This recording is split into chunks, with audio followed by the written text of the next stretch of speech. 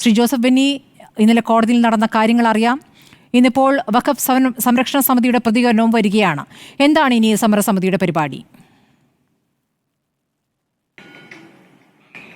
ഞങ്ങൾക്ക് ഇത്രയും നാളും പ്രതീക്ഷയോടെ തന്നെയായിരുന്നു ജുഡീഷ്യൽ കമ്മീഷനെ ഞങ്ങൾ വിശ്വസിച്ച് മുന്നോട്ട് പോയിക്കൊണ്ടിരുന്നത്.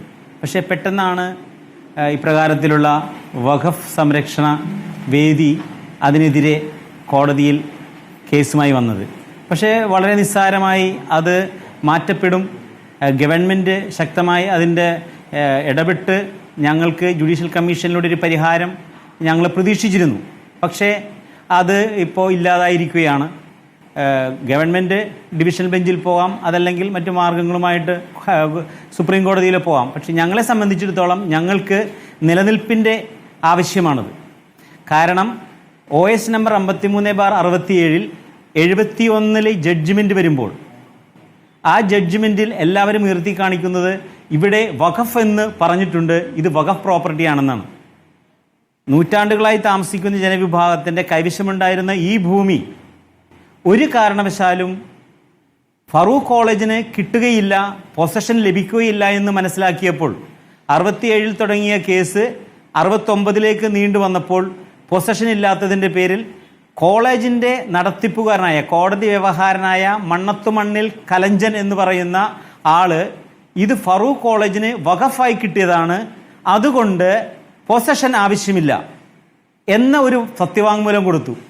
അതിൻ്റെ അടിസ്ഥാനത്തിലാണ് പൊസഷൻ ഇല്ലെങ്കിലും ഇത് ഡോക്യുമെൻ്റ് പ്രകാരം ഇത് ഫറൂഖ് കോളേജിൻ്റേതാണ് എന്ന് കോടതി വിധിയുണ്ടായത്. അതിനുശേഷം 75 പോയി. 75 പോയി ഹൈക്കോടതി ഡിവിഷൻ ബെഞ്ചിൽ പോകുമ്പോൾ ഞങ്ങൾ ശക്തമായ രീതിയിൽ തന്നെ വാദം നടത്തിയിരുന്നു. അതിൽ ഒരു വാക്ക് പോലും വഖഫ് എന്നില്ല. ഏകദേശം 7-8 പ്രാവശ്യത്തോളം അതിൽ ഗിഫ്റ്റാണ്. ഇതിൻ്റെ ഫുൾ പവർ ഉള്ളത്, ഇതിൻ്റെ അധികാരമുള്ളത് ഫറൂഖ് കോളേജിനാണെന്ന് കോടതിയുടെ പല വിധി സ്ഥലങ്ങളിലും പറയുന്നുണ്ട്. അതായത് ഇതിൻ്റെ അധികാരം ഫറൂഖ് കോളേജിനാണെന്ന് പറഞ്ഞാൽ അതിൻ്റെ അർത്ഥം ഇത് വഖഫല്ല. അതിനി വഖഫാണോ അല്ലേ എന്നുള്ളത് തീരുമാനിക്കാനായിട്ട് ട്രിബ്യൂണൽ കേസ് നടക്കുന്നുണ്ട്. പക്ഷെ ഞങ്ങളുടെ അടിസ്ഥാനപരമായിട്ടുള്ള ഒരു വിഷയം 76 IA പെറ്റീഷൻ വീണ്ടും ഫറൂഖ് കോളേജ് കൊടുക്കുന്നുണ്ട്. കാരണം 176 കുടുംബങ്ങൾ അവിടെ താമസക്കാരുണ്ട്. ആ താമസക്കാരെയും ഒഴിപ്പിക്കണം. അതിനു മുൻപ് 75 വരെയും 67 തുടങ്ങിയ കേസ് 75 വരെയും 14 വീട്ടുകാരെ മാത്രമാണെങ്കിൽ 76 വന്നപ്പോൾ ഈ 176 കുടുംബങ്ങളെയും ഒഴിപ്പിക്കണമെന്നും പറഞ്ഞ് 12 വർഷം കേസ് നടത്തി. 1987 അതിൻ്റെ വിധി വന്നു. ആ വിധിയിലും ഇത് ഫറൂഖ് കോളേജിൻ്റെ ഭൂമിയാണെന്നാണ് വിധി ന്യായത്തിൽ ഫറൂർ സബ് കോടതി പ്രിൻസിപ്പൽ ജഡ്ജി വിധിച്ചത്. ഇവിടെ ആ സമയത്ത് ഫറൂഖ് കോളേജ് കോടതിയിൽ ഒരു സത്യവാങ്മൂലം കൊടുക്കുന്നു. അവിടെയുള്ള ആളുകൾ വില കൊടുത്ത് വാങ്ങാൻ തയ്യാറാണ്. കോടതി അതിന് അനുവാദം കൊടുക്കുന്നു. കോടതി പറഞ്ഞു നോ ഒബ്ജക്ഷൻ. അതിലെഴുതിയിരിക്കുന്ന വാക്ക് ഇതാണ്, എൻ്റെ കൈവശപ്പിരിപ്പുണ്ട്, നോ ഒബ്ജക്ഷൻ.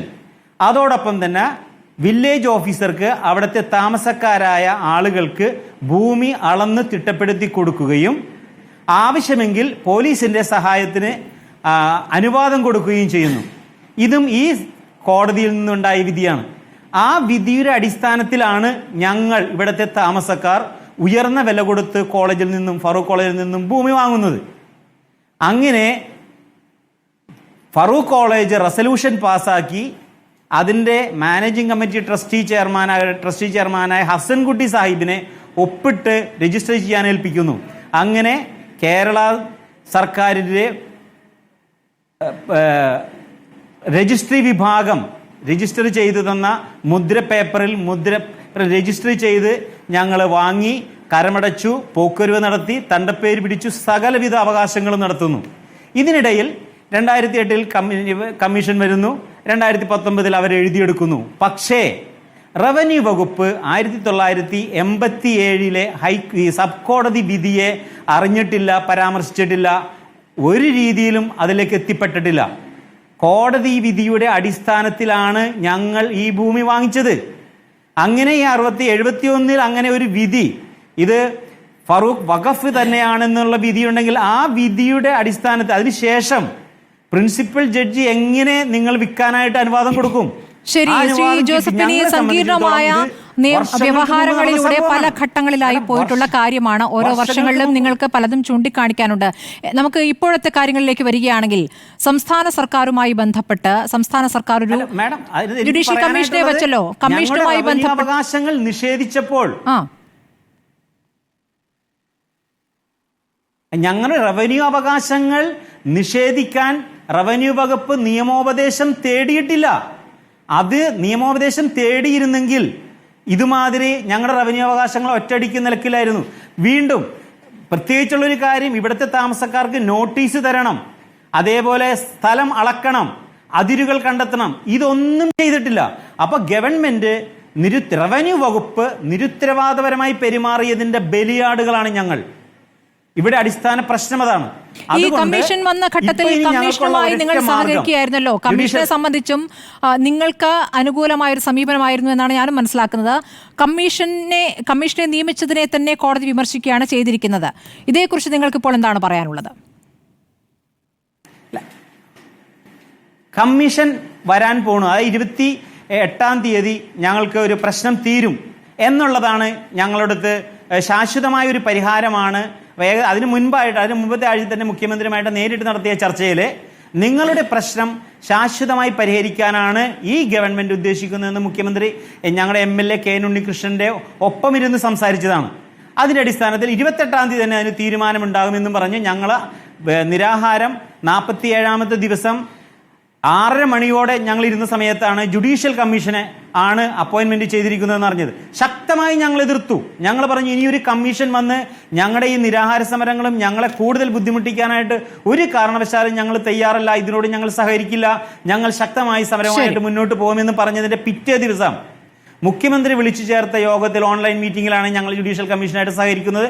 ഞങ്ങൾ 100% കമ്മീഷനുമായിട്ട് പല സിറ്റിങ്ങുകൾ നടത്തി, ഞങ്ങളുടെ സ്ഥലം കണ്ടു, എല്ലാം മനസ്സിലാക്കി, പാവപ്പെട്ട ആളുകൾ താമസിക്കുന്ന ഇടമാണെന്ന് അദ്ദേഹത്തിന് മനസ്സിലാവുകയും ചെയ്തു. എല്ലാം പൂർത്തീകരിച്ച് ഡിസംബർ മാസം 27-ാം തീയതിയാണ് വഖഫ് സംരക്ഷണ വേദി വീണ്ടും ഈ കമ്മീഷൻ അധികാരമില്ല എന്ന് പറയുന്നത്. അപ്പോൾ അവിടെ പറഞ്ഞിരിക്കുന്ന പ്രധാനപ്പെട്ട പോയിന്റ്, ഈ ഉത്തരവിൽ, അതായത് ജുഡീഷ്യൽ കമ്മീഷനെ വെക്കാൻ വെച്ചിരിക്കുന്ന ഉത്തരവിൽ ഇവിടുത്തെ പ്രസക്തി ഇല്ല എന്നുള്ളതാണ് പറയുന്നത്. ഇവിടുത്തെ പ്രശ്നബാധിതമാണ് ഇത്, അല്ലെങ്കിൽ ഇവിടെ ഇവിടുത്തെ കമ്മ്യൂണൽ റൈറ്റ്സോ അല്ലെങ്കിൽ ഇവിടെ സമരങ്ങൾ നടക്കുന്നുണ്ടെന്നോ ഇവിടെ വലിയൊരു പ്രക്ഷോഭങ്ങൾ നടക്കുന്നുണ്ടെന്നോ ഒന്നും ആ ഉത്തരവിൽ പറഞ്ഞിട്ടില്ല, പരാമർശിച്ചിട്ടില്ല എന്നാണ് കോടതി കണ്ടെത്തിയിരിക്കുന്നത്.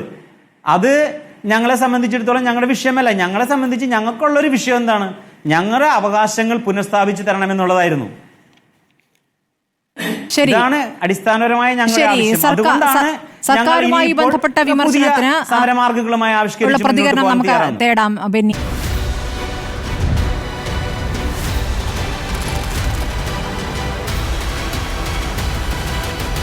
Debate with Smriti Paruthikad.